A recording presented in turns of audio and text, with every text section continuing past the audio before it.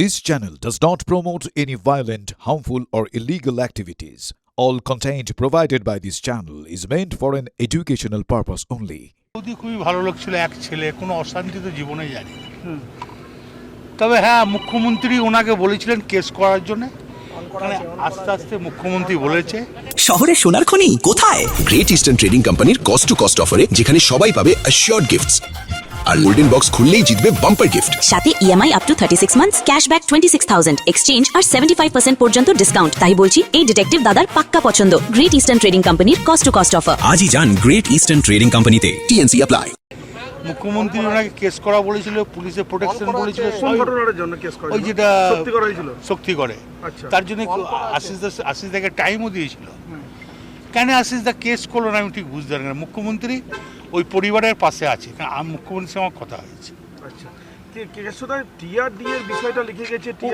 দেখুন, টিআরডি আশিস ব্যানার্জি কোনো দুর্নীতিতে জড়িত নয়, এগুলো একটা গল্প সাজানো হয়েছে। উনি ভালো লোক ছিলেন, এখনো পর্যন্ত তার নামে কোনো থানাতে অভিযোগও নেই, কিচ্ছু নাই। বললাম তো, মুখ্যমন্ত্রীর সঙ্গে দেখা করার পর মুখ্যমন্ত্রী ওকে বলেছিলেন যে আপনি ওর নামে এফআইআর করতে, তার বাদ বাকিটা আমি দেখে নেব। আজকেও মুখ্যমন্ত্রী ওনার পরিবারের পাশে থাকবে। মুখ্যমন্ত্রীর সাথে কথা হয়েছে আপনার? আজকে কথা হয়েছে। আচ্ছা, কি বললেন আবার বেশি কথা বলবেন না। আমরা অনেক 100 বার খুব অন্যায় করে শক্তি করা, ওটা এফআইআর মুখ্যমন্ত্রীটা দেখবো বলেছে।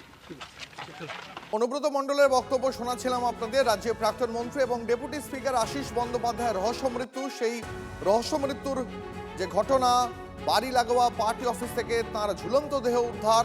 রামপুরহাট বিধানসভার 5 বারের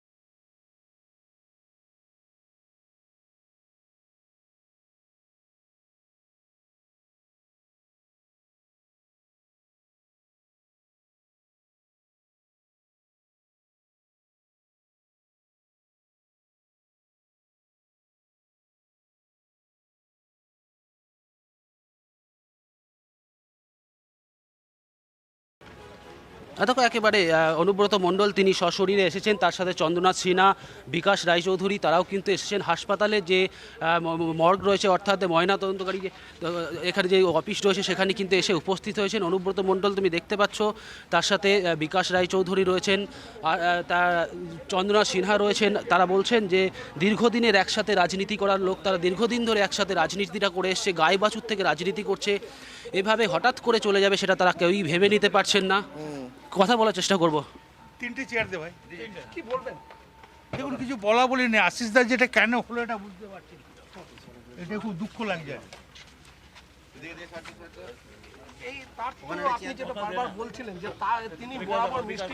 আমার মনে একটা কথাই বললাম, ওনার কোনো শত্রু নেই, ওনার কোনো শত্রু করে উনি কাউ জোরে কথা বলেছে কিনা সন্দেহ আছে।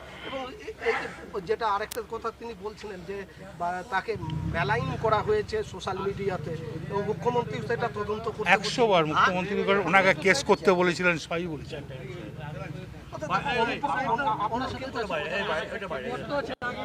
আপনি কি তদন্ত চাইছেন দাদা?